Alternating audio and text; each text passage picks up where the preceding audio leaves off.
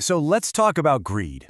It's one of those things, right? A really powerful and pretty dangerous human emotion.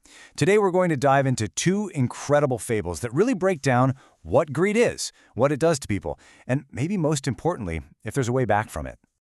And that brings us to the big question for today. What really happens when greed crosses the line, when it goes completely unchecked? These two stories give us a couple of very different answers, but man, are they both powerful. We're going to see how it can build a trap you can't escape, or how it can spark a disaster that takes down a whole community. All right, so our whole deep dive here is built around these two stories that are basically teaching one central lesson. We're about to meet two guys who couldn't be more different, but they both come face to face with the exact same fundamental challenge. Okay, so let's meet our main characters. On the left, you've got Lao Chu. Think of him as a good, honest guy just trying to make a fresh start. And on the right, that's Dinesh. He's a farmer who's already kind of notorious in his village for being incredibly greedy. So you see the setup here. One man is about to become a victim of someone else's greed, while the other, well, he's a victim of his own. Now, every story needs that little push, that catalyst that gets things going. And in these fables, greed shows up in two totally distinct ways. So let's take a look at these two faces of greed that are about to push our guys to their absolute limits. First up, we have a villain that feels all too real, the Pradhan. This isn't some mythical monster. He's a corrupt village headman who uses his power, and a couple of his buddies, to go after the new guy, Lao Chu. It's a cold, calculated plan that's just, well, it's rooted in plain old ugly greed. And here's the part that is just wild. After he completely robs Lao Chu, the Pradhan actually has the nerve to say to him, "So much attachment to money isn't good." I mean, can you believe the hypocrisy? He's literally projecting his own nasty flaw onto the person he just victimized. It's such a classic move that shows how greed can make you completely blind to who you are.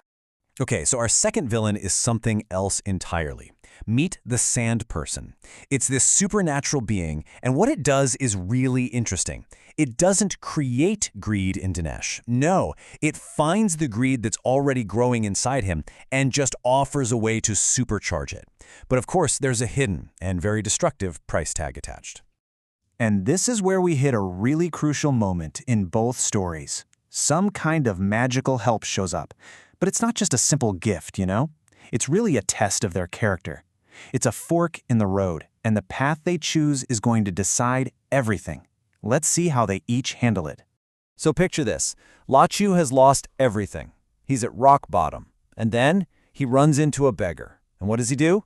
He gives the man the very last coins he has to his name. This isn't a business deal. It's just pure kindness at a moment when he had every reason in the world to be selfish. And that one selfless choice, that's what unlocks his reward. And what a reward it is. A magical mansion just pops up where his old broken hut used to be, and he gets this chest that provides endless wealth. See, it's not just a random lucky break, it's a direct cosmic answer to his generosity, giving him back what was so cruelly stolen from him. Now, Dinesh's test is the complete opposite. The Sand Person offers him this magic sand that can bring life-saving rain to his village. But here's the catch. He has to use this power to take advantage of his neighbors, and Dinesh? He doesn't even blink. He eagerly takes the deal, choosing to just double down on his greed. So when you put them side by side, the difference is crystal clear. For Lao Chu, the magic is a selfless reward. It's meant to restore justice. For Dinesh, it's a conditional power that's basically just fuel for his greed, and it came with a huge warning label that, of course, he totally ignored. The tests have been given, the choices have been made. So now we get to the consequences. Let's look at the fallout, which is just dramatically different for everyone involved. We're talking punishment, and in one case, maybe some improvement. So remember that magic chest Lao Chu got? Well, it came with a very specific and pretty brilliant rule.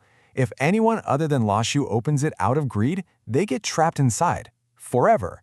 It's basically a perfect self-setting trap for greedy people.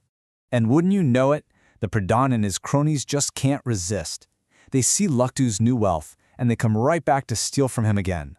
They pry open the chest, and poof, they're gone. Swallowed up by the very thing they wanted so badly. Their own greed literally becomes their eternal prison. It's some serious poetic justice. Dinesh's downfall, on the other hand, is a disaster he builds all by himself. It starts with some minor extortion, but he gets impatient fast, wanting more and more.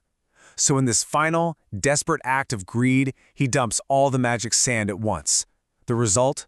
A catastrophic snowstorm that freezes and completely destroys his entire village.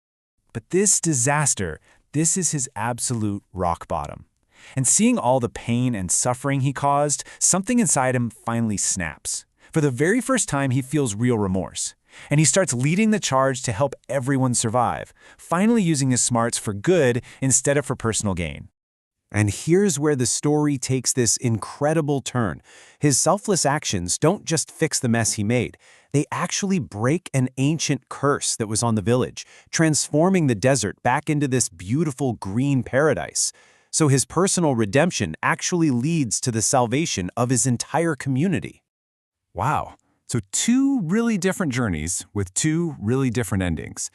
Let's take a second here to just pull it all together and look at the core lessons these tales are trying to teach us. At the end of the day, it really boils down to three big takeaways. First, unchecked greed just leads to destruction, period, whether it's a magic trap or a disaster you make yourself. Second, being selfless, especially when things are tough, is an incredibly powerful and ultimately rewarding thing. And finally, redemption is actually possible, but it doesn't come easy. It takes real remorse and a serious change in how you act. And to really get the full weight of Dinesh's transformation, you have to know this little bit of backstory. His village, Sukapur, had been cursed for generations because a former leader's greed had offended a wise sage. The only way to break that curse? Another greedy person from that village had to truly change their ways. So Dinesh wasn't just saving himself. He was healing a wound that was centuries old. And all of this leaves us with one final thing to think about. These fables give us a really clear picture of destructive greed, but they also kind of make you wonder, is greed always a bad thing? Or could it, maybe in a small, controlled way, be a motivator? What these stories seem to suggest is that the danger isn't in the desire itself, but in having no idea where to draw the line. Something to think about.